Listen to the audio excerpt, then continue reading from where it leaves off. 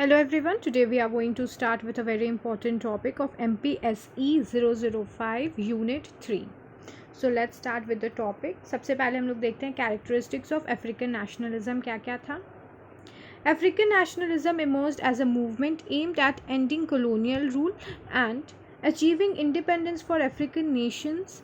It was characterized by African nationalism में हम लोग देखते हैं कि मेनली ये नेशनलिस्टिक फीलिंग इमर्ज किया था ताकि वो लोग कॉलोनियल रूल जो था उसको एंड कर पाएँ.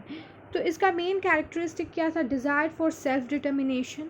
African people sought to govern themselves and end of foreign domination. वो लोग चाहते थे कि वो लोग खुद का गवर्नेंस करे, खुद का एडमिनिस्ट्रेशन हो, खुद का जुडिशियल सिस्टम हो और फॉरेन डोमिनेंस जो था उसको एंड करें.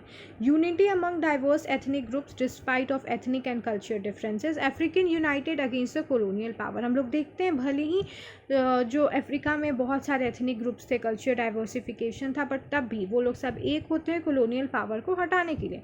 Revival of African culture. हम लोग revival of African culture identity देखते हैं बहुत सारे एफर्ट्स लिए जाते हैं ताकि अफ्रीका का हेरिटेज को फिर से लाया जा सके, क्योंकि कॉलोनियल रूल जो आया था वो अफ्रीकन कल्चर हेरिटेज को सबको रिजेक्ट कर दिया था और वेस्टर्नाइजेशन ऑफ कल्चर ले आया था. Impact of colonialism on Africa. क्या इम्पैक्ट हुआ? colonial rule had profounded and long lasting impact on African.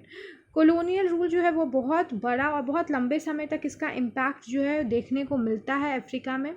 Economic exploitation. Coloniser extracted valuable resources leaving African economies underdeveloped. तो जो कॉलोनीज थे वो क्या किए थे? जितने भी वैल्यूएबल रिसोर्सेज थे, गोल्ड्स थे, मिनरल्स थे, कोल्स थे, ये सब को एक्सट्रैक्ट किए और सारा चीज़ ले गए, ड्रेन ऑफ वेल्थ कर दिए, कॉलोनीज ले गए अपने कंट्री में और यहाँ पर एक अफ्रीका को ऐसे रॉ मटेरियल छोड़ दिए थे और एक अंडर डेवलप्ड इकोनॉमी बना दिए थे. Political boundaries.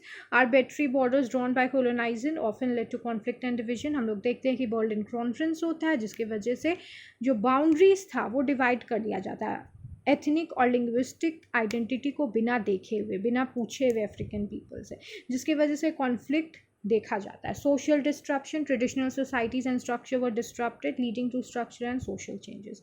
बहुत ज़्यादा सोशल डिस्ट्रप्शन देखने को मिलता है क्योंकि वेस्टर्नाइजेशन ऑफ कल्चर ले आया गया था, जिसकी वजह से जो ट्रेडिशनल कल्चर और सोसाइटी था अफ्रीका का वो बहुत ज़्यादा डिस्ट्रप्ट होता है. Introduction of new technology and infrastructure. While often benefiting colonizers, some infrastructure improvement like railway and also impacted African societies. कुछ अच्छे काम भी किए गए थे कॉलोनीज़ के द्वारा, जैसे कि रेलवे को बनाया गया था. बट ये चीज़ हम लोग नेगलेक्ट नहीं करते कि वो लोग रेलवे तो बनाए थे बट वो हमारे ही पैसा से, हम ही लोग से उस लोन लेके हम लोगों को उसके लिए पे करना पड़ा था बहुत ज़्यादा दाम उनको. और हम ही लोग जो थे इंडियन या इंडिया में वो बनाए थे, इंडियन पीपल को बनाना पड़ा, अफ्रीका में तो अफ्रीकन पीपल को बनाना पड़ा था वो. Factors of African nationalism. क्या क्या फैक्टर्स थे जो कंट्रीब्यूट किए अफ्रीकन नेशनलिज्म में?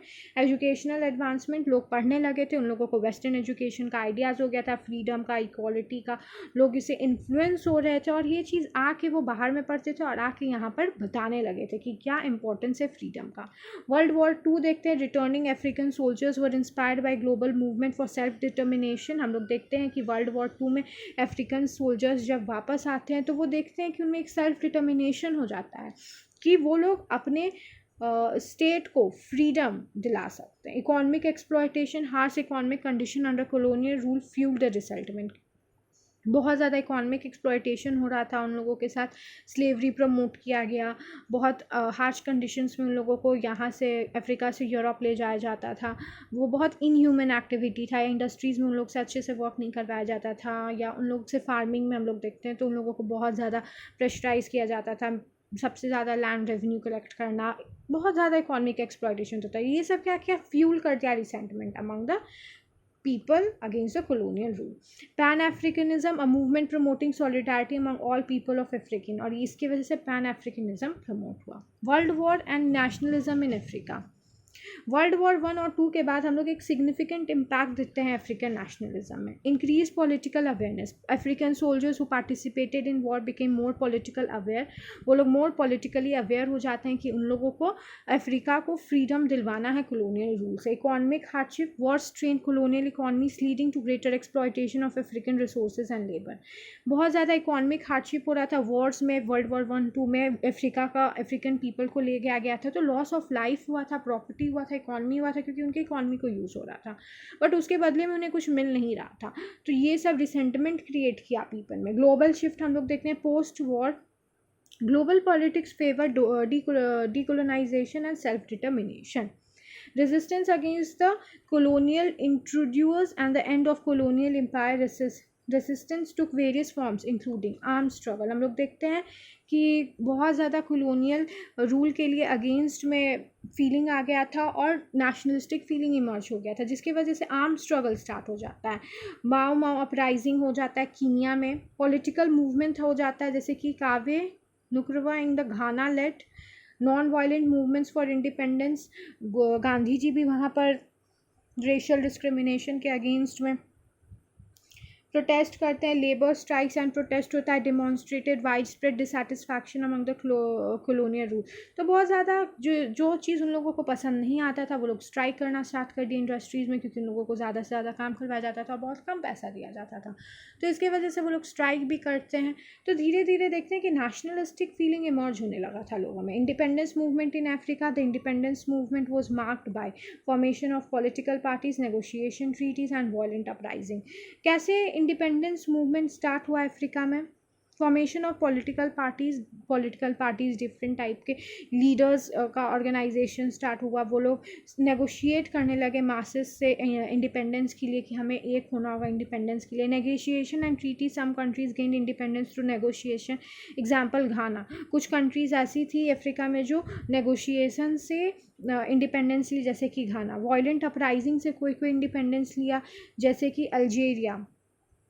African political parties and Europe response. Africa में पॉलिटिकल पार्टी कैसा था, उसका यूरोपियन रिस्पॉन्स कैसा मिला. African political parties played crucial role in the independence movement. Independence movement में अफ्रीकन पॉलिटिकल पार्टीज का एक बहुत महत्वपूर्ण लीडरशिप और रोल देखने को मिलता है.